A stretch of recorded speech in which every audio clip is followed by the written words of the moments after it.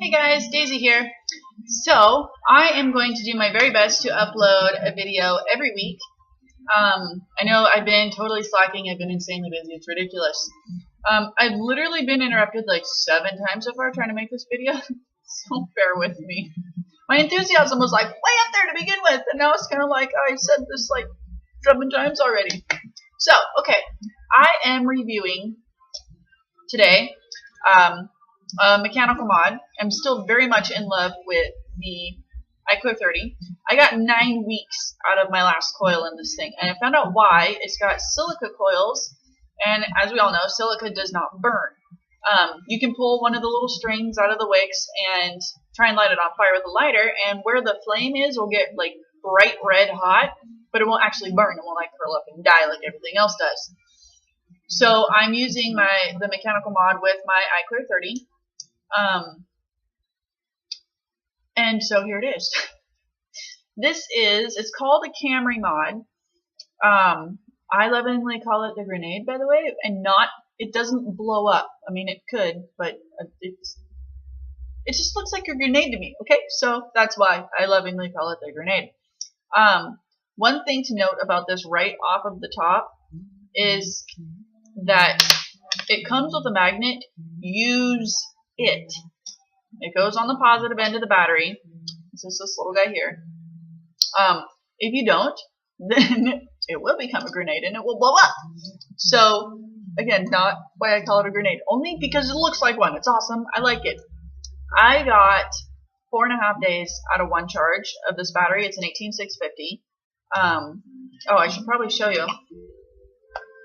It's adjustable, so you can fit up to an 18650.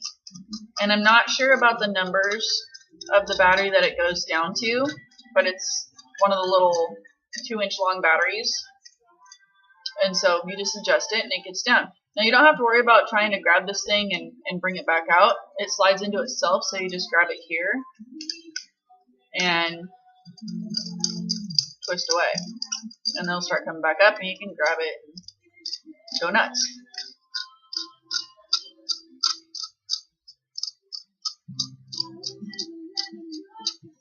Oops, too far.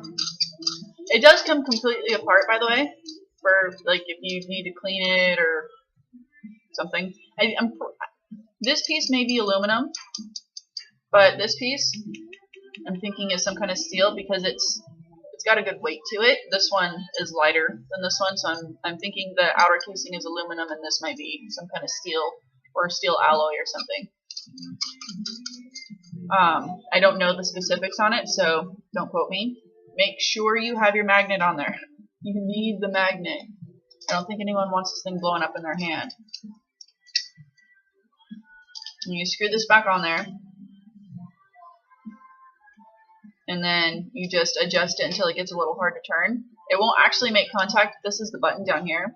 It won't actually make contact with the button, so you can just until it gets kind of hard to turn. It does have an on and off switch for those of you that like to set your batteries upright. You don't have to worry about pushing your button. You just take this ring. Not that one.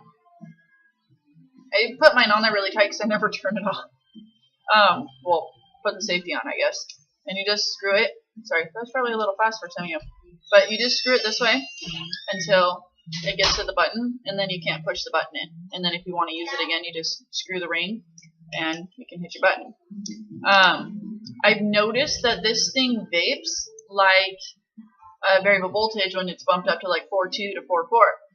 I tried my iClear 30 on the iTaste last time, and I usually had it running between 4.2 and 4.4, and it hit great. I put this 18650 in here, and it hits just like the iTaste does at 4.4, just like the spinner does at 4.3. I dropped the 18650 in an eVic mod, same thing, I had to bump it up to 4.2. Same with the SID, same with the VMAX. I don't know why this one hits so well. I don't know the particulars on it, but I do know that I like it, and it's awesome. It gives a really great vape, and when it starts getting to the tail end of the battery, like the last 5 minutes of the battery life, it'll give really weak vapor production, so you know it's gonna die. It doesn't just do it for like an hour and suck. It sucks for the last 5 minutes of its life, and so it's time to change it. But so this is the kind of vape I get off of an iClear 30. Again, this is not a variable voltage. This is not variable wattage. This is a straight up mechanical mod. So here you go.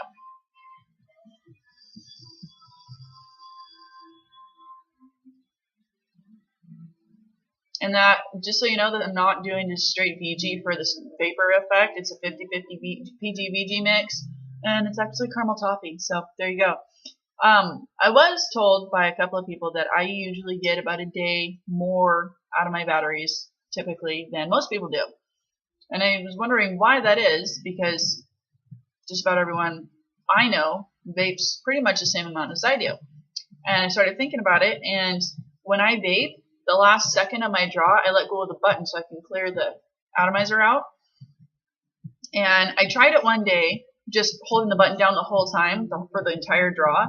And sure enough, my battery life wasn't as great as it normally is. So maybe that's a little trick. I also noticed that my coil lasted longer, clearing it out and getting all the residue vapor out instead of letting it sit there and get stale. Because it gets stale. It's just a water vapor. And then it doesn't vape as well when it dribbles back down onto the coil. So if you guys are wanting to improve your battery life, maybe give that a try. I can't say it's going to work for everyone because not everyone vapes the same. Some of you hit it like a joint, some of you hit it like a bong. Who knows? So there's that. Other than that, that's really all I can think of. The only drawback I've noticed, other than the fact that it's not a pass-through, but they're going to get 4.5 days out of a charge, so I'm not really out much having to switch out a battery. It only takes atomizers, clearimizers, whatever you want to use.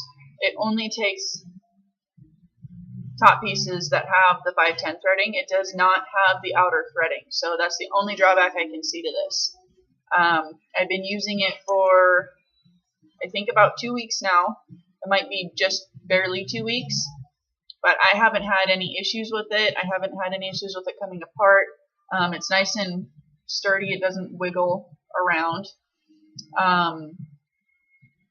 That's really it. I haven't had any issues with it at all. The battery's charged just fine. I have to use the internal battery charger.